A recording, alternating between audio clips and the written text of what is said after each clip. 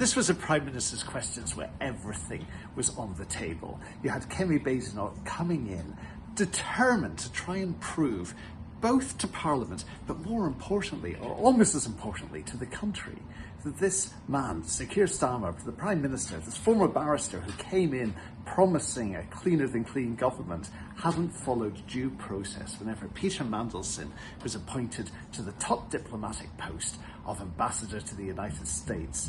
Now, often Prime Minister's Questions is just rife with drama. People come in with lines that they hope will be clipped and then appear all across social media and make it onto the 10 o'clock news. But this was different. This was a game of two halves. The first was ruthlessly clinical. You had Kemi trying to push the Prime Minister to try and find some clear evidence, the proverbial smoking gun, that he hadn't followed due process, as he said he had done. Because if that hadn't happened, then someone who was already clinging to his career by his fingertips could come undone. Kemi would have the scalp that she's looking for. Does the Prime Minister stand by his statement at the dispatch box on the 10th of September last year that full due process was followed in the appointment of Peter Mandelson as our ambassador to Washington? Yes, I do. Mr. Speaker, let me make clear at the outset that the appointment itself was a mistake. It was my mistake. I've apologised to the victims for it, and I do so again. What I set out to the House on Monday is that Foreign Office officials granted security clearance to Mandelson against the recommendation of UK security vetting. Yesterday, Sir Ollie Robbins was asked if he shared that decision with me, Number 10, or any other ministers. He gave a clear answer: no. Mr. Speaker, that puts to bed all the allegations levelled at me by those opposite in relation to dishonesty. Last week they were all saying that it must have been shared with me. Sir Ollie was very clear yesterday it was not. I believe not sharing it was a serious error of judgment. That information should have been shared with me and other ministers, and if it had have been, Mandelson would not have been committed to post. Mr. Speaker, it does not put to bed anything. On the 11th of November 2024, long before any vetting had happened, the Prime Minister received advice from Simon Case, the then Cabinet Secretary. The advice said the appointment would require, and I quote, the necessary security clearances before confirming the Prime Minister's choice. This advice was ignored. So how can the Prime Minister still believe that confirming Mandelson before the security clearances was following full due process? Then the second half, suddenly the gears changed completely. This was where they are appealing to the country. This is where Kemi was absolutely making the case that here is somebody who can't be trusted.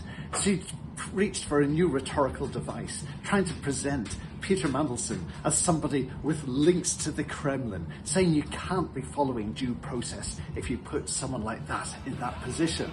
It's very interesting that he mentions Chris Wormald.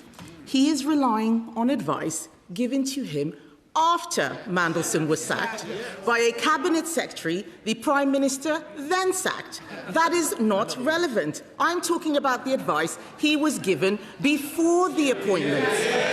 He keeps mentioning Sir Ollie Robbins. Sir Ollie Robbins told us that the Prime Minister even sought clearance from His Majesty the King before the vetting. He'd already got agreement from the US administration. The chair of the Select Committee said that. Mandelson was a done deal. Yesterday, Sir Ollie Robbins said that the focus was on getting Mandelson out to Washington quickly. He said the Prime Minister's team showed a dismissive attitude to vetting, and they even argued Peter Mandelson didn't need any vetting at all. This clearly wasn't proper process. Why was due process not followed? Mr. Speaker, let me deal with this directly, particularly this question of pressure in relation to the decision to appoint and to put into post Peter Mandelson. So Ollie Robbins could not have been clearer in his evidence yesterday. He said this: I didn't feel under pressure personally in terms of my judgments. His words. Mr. Speaker, he went on to say He went on to say, I have complete confidence that recommendations to me and the discussions we had and the decision we made were rigorously independent of any pressure. Mr. Speaker, on top of that, he was asked if any conversations led him to believe that Mandelson needed to take up the role regardless of vetting outcome. He said, I can say with certainty it was never put to me in that way. No pressure existed whatsoever in relation to this case. What is unacceptable is that the recommendation of UKSV was not given to me before Mandelson took up his post. Mr. Speaker, we all heard what Sir Ollie Robbins said yesterday. The fact of the matter is that the Prime Minister spent a lot of time telling us just how furious he was to learn that Mandelson failed the vetting, the same Prime Minister who was trying to get into Washington without any vetting at all. It's just unbelievable. The reason the Cabinet Secretary advised the Prime Minister to carry out full vetting before the appointment, this is common sense, Mr. Speaker, carry out full vetting before the appointment, was to protect our national security. The due diligence document said Mandelson remained on the board of the Kremlin-linked defence company Sistema long after Putin's first invasion of Ukraine in 2014. The Prime Minister told us on Monday that he'd read that due diligence report.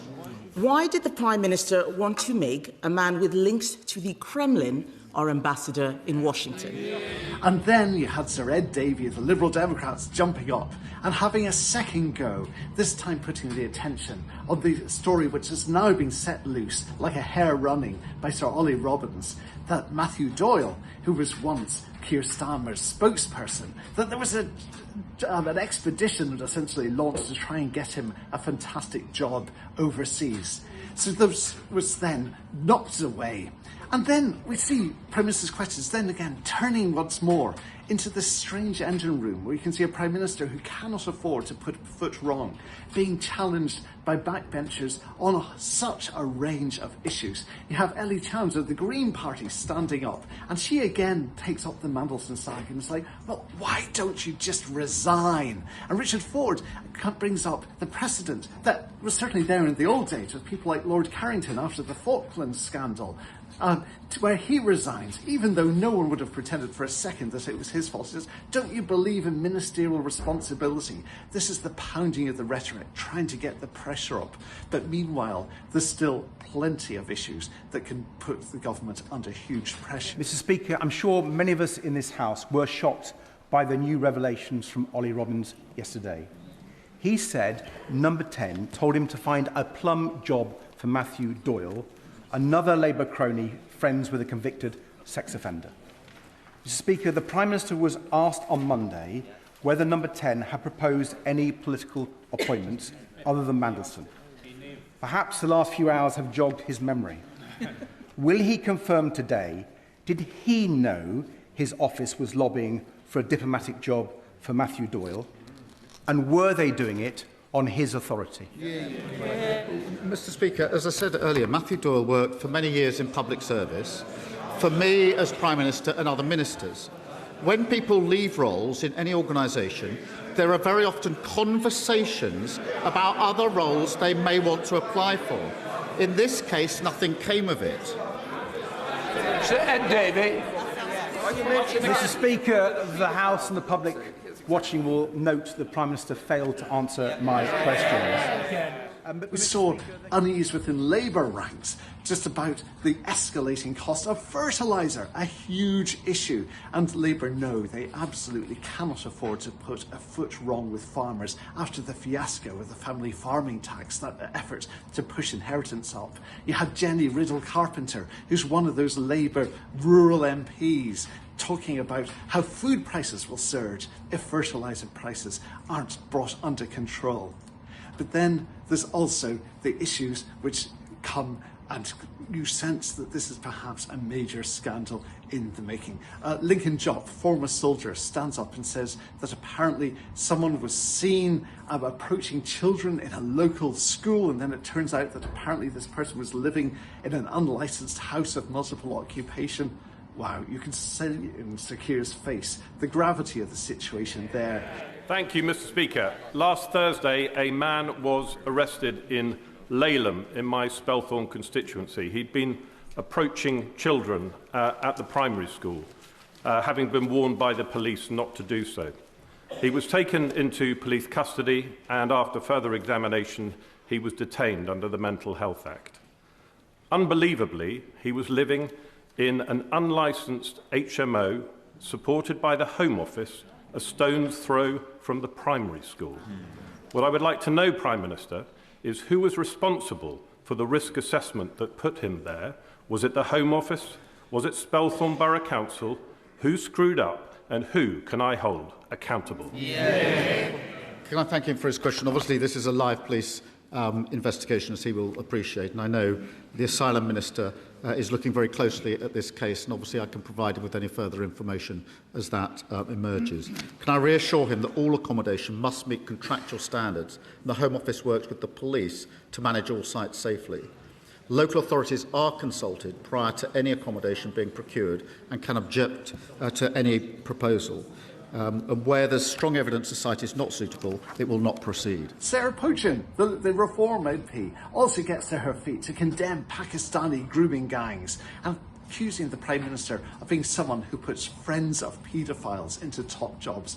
Well, at that moment, you can just sense the Prime Minister is thinking, what job did I sign up for where I'm having to bat away this type of thing?